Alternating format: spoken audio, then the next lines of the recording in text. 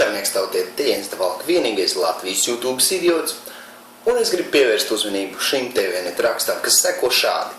Pasaules finanšu krīze padarīs drošības situāciju ļoti sarežģītu. Valstīm tagad būtu jācenšas nodrošināties, lai taupības pasākumi neietekmētu drošību ilgtermiņā un vēl vairāk nepalielinātu esošo plaisu starp Eiropas sabiedrotiem un ASV pasaules drošības uzturēšanā. Tā šajās dienās notikušajā Rīgā augsta līmeņa drošības un ārpolitikas fórumā secināja sabraukušie eksperti. Eiropa pašlaik pārdzīvo lielo drošības depresiju, uzskata ASV Atlantijas padomes loceklis profesors Julians Lindijs French. Eiropa pat labāk stāv drošības bezdibeņu malā, un tā jābūt piesardzīgai, lai ietekmes pārdalīšanu ārpus NATO augošo lielvaru vidū nepasliktinātu Eiropas drošību nākotnē. Viņš piedāvāja vērtēt NATO spējas izmantojot Rīgas testu. Vai Rīgas iedzīvotāji naktī var gulēt mierīgi, zinot, ka NATO viņus pasargās? Šobrīd jā, bet par nākotnes neesmu tik droši, sacīja Lindijs French, uzskatot, ka, piemēram, tādai lielvarai kā Ķīna ir pavisam cita izpratne par varu.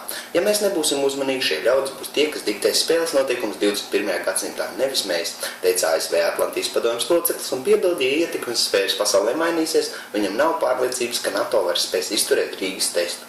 NATO ģenerāla sekretāra vietnieks Aleksandrs Veržbovs atzina, ka šāda potenciāla nākotnes aina ir ļoti drūma un jādara viss, lai tā nenotiktu.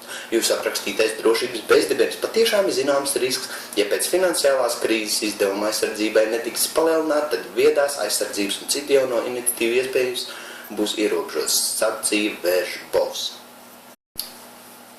Tātad globālistu radītā ekonomiskā krīze ir radījusi nemierus daudzās valstīs, ir manipulējusi globālistu ideoloģiju un cilvēki revolūcijas.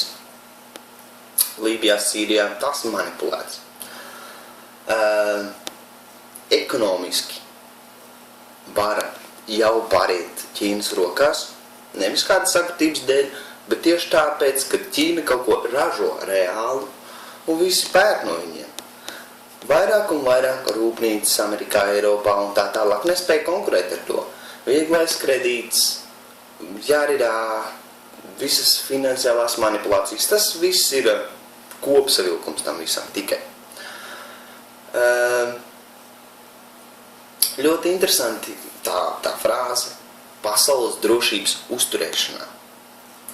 ASV tagad ir uzņēmusies, un būtībā te viņi to atklāti pasaka par pasaules tētiņiem, ka viņi tagad kontrolēs drošību pasaulē, NATO, ASV un Eiropas Savienība. Eiropas Savienība jau pirms laika runāja par Eiropas Savienības policijas un militāro ieviešanu. Eiropas Savienība dotajā brīdī jau runā par bezpilotu lidmašīnu, teiksim, atļaušanu gaisa telpā un jārā. Viss tas tikai savalkās kopā.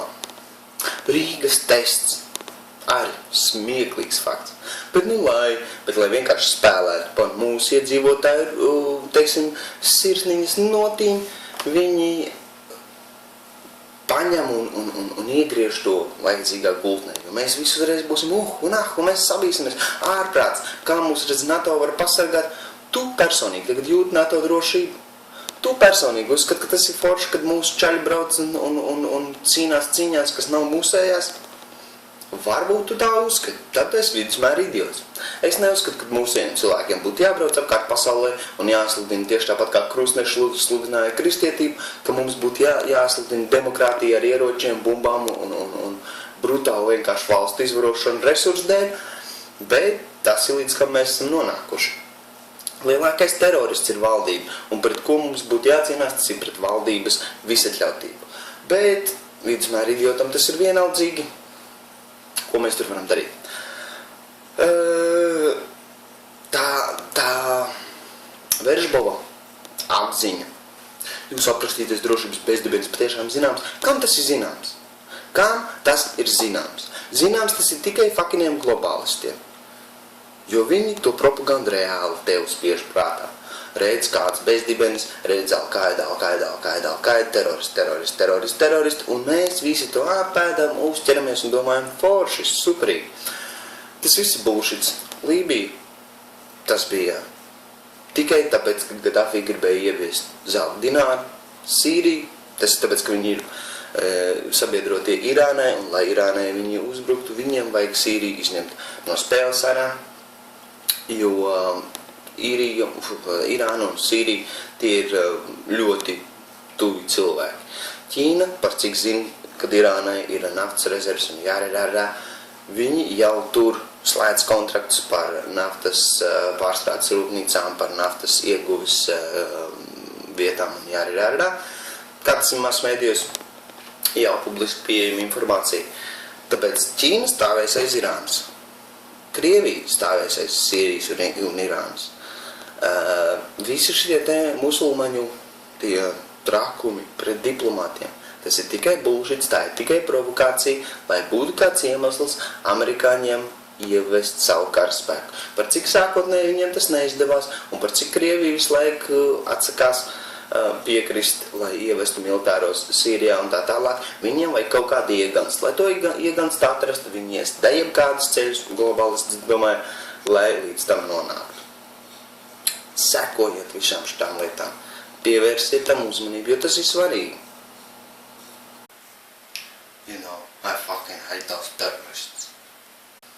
What terrorists? They say government. Jau, nu, come on, vecais. Iepis labā kalna un ekonomiskā krīze aizmestās.